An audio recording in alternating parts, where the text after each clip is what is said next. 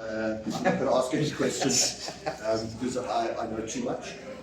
So we'll start with get him out the way quickly. Good evening, Dobson. Just well done on the victory tonight. Must be a relief for you, Dobson, knowing that 4-0 streak is gone. You finally got the monkey off the back, and you guys are back on the winning road.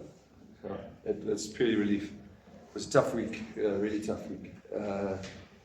The Munster record to me wasn't a massive thing. In terms of the quantity, and we've come close. I think if they'd done another one, it could have done more damage.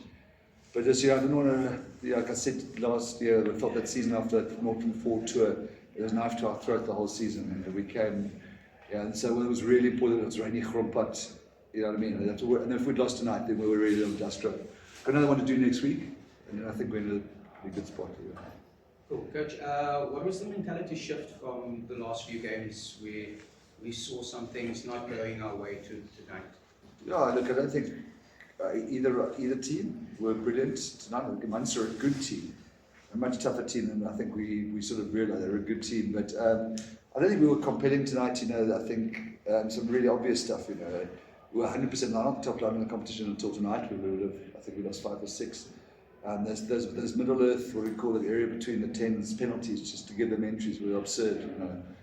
2 foul play, 1 or 2 crazy breakdown ones. So that was. Well, I think we were absolutely magnificent numbers defensively because it's a really good attacking team, and you could just see that it needed us to give away the penalty or something like that for them to get the entries. So that defensively, I thought was a really good effort. I think we were just a team that was fighting for a win. I think there were some issues around our way, the shape and way we wanted to attack. We didn't get much flow. Just after half-time, Coach. That's fine, carry on. Craig, next I'll come to you. Just after half-time, it seemed like the intensity was lifted, especially in yes. that. Well, my question, so it's all good. No, you can swear at them. Okay, so. That's right. So what?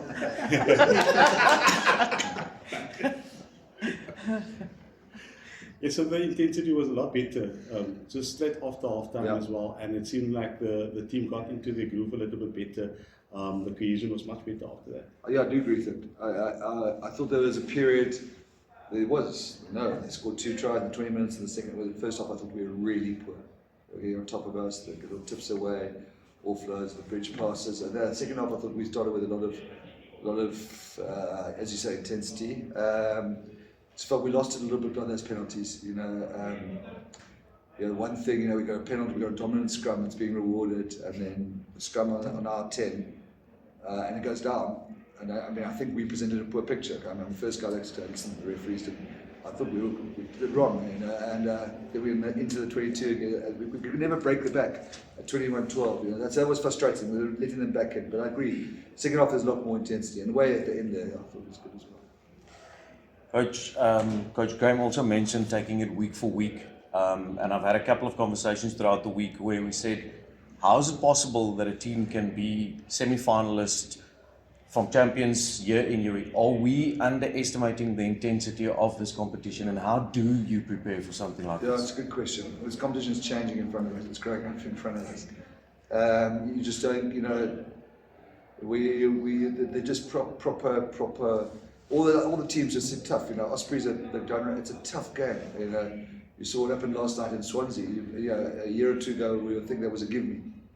For a team of the power of the Bulls, and we were hard done by in some ways. But it's now just become a really with the South African derbies this year are going to be monstrous. You can imagine the Sharks Bulls won't be the same pitch as 2 years ago, or us Lions. It's just it's a tough competition now.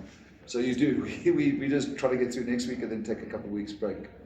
And then it gets easy. Go and play Toulon, go and play the Sharks away, go and play Harlequins. So you can't. Yeah. I was just going to ask about Damien. Maybe you can also answer on that, just his performance, how impressed were you?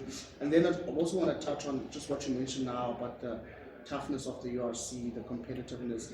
Is that, do you see it as a positive thing in that it's good for the league, growing the league and making it, sort of prominently. I think the league got some areas to improve, definitely, but it's definitely a lot tougher than it was. So the first 3 years, remember, we made a semi, we won it, we made a final, we made a quarter. We were both good, as you guys would know, Dylan, we won 12 out of 18. I think this year you could probably get a top 8 and a 10 out of 18. I think. I'm not that that's not our goal, but I think the league is just that much tougher and better. It's become a really great club league now. I think. Can you ask the Damien question now? Because you forgot. Oh, sorry. So they're very good tonight at asking the similar questions, but I want to go to. Sorry. No, go. No.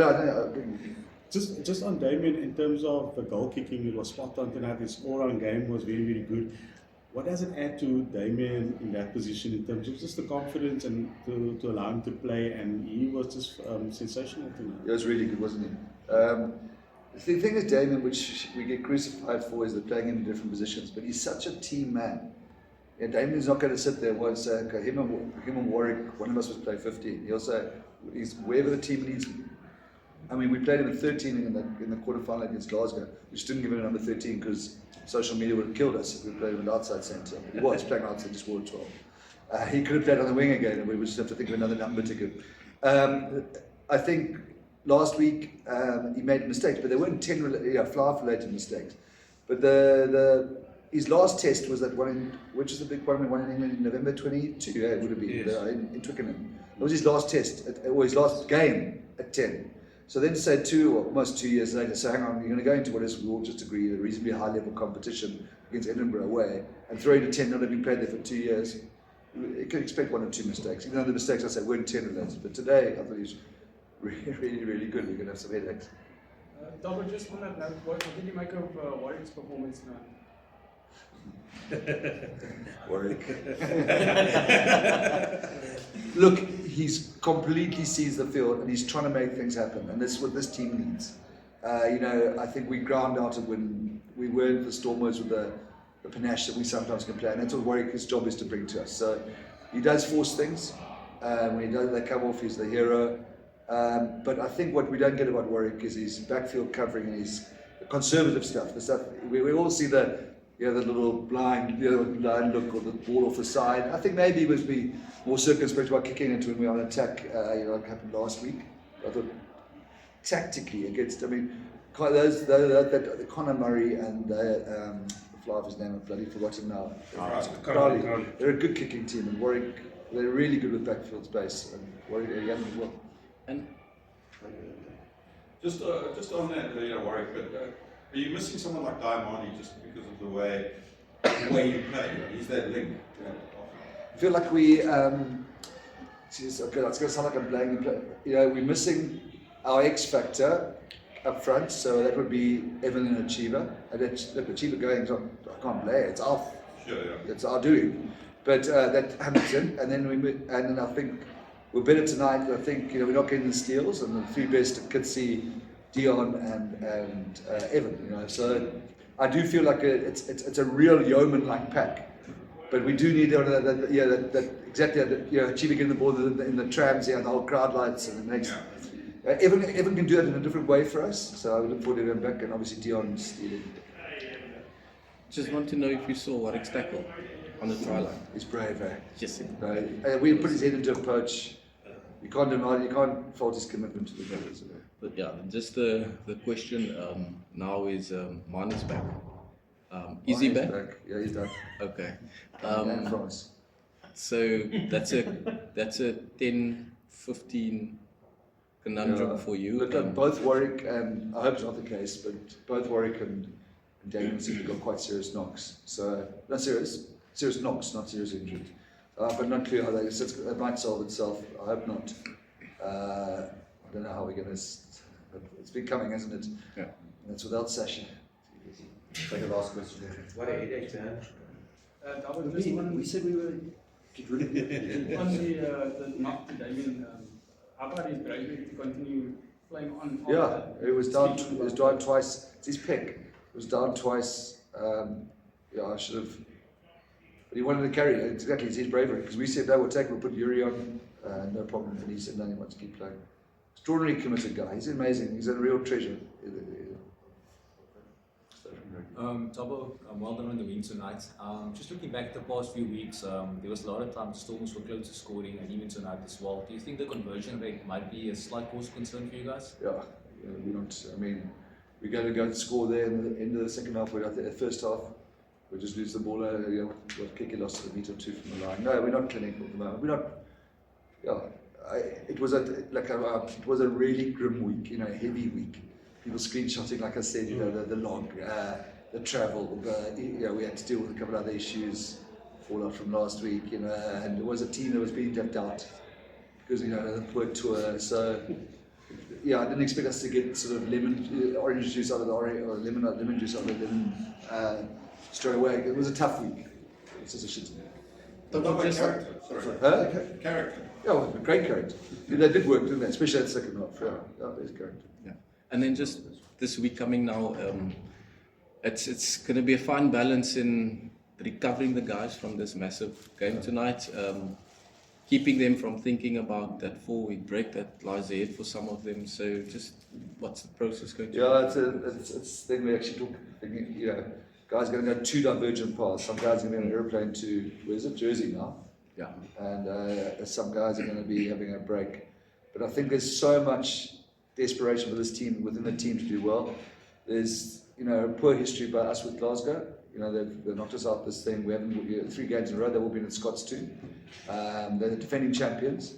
It's our last home game for a long time, and geographically home game. So it's a big one for us. Even if we get that right in 3 out of 5, having toured, then I think we're hard in the mix. So a bit of not personal, it's a real needle to the game because we had some bad experiences up in Scots too.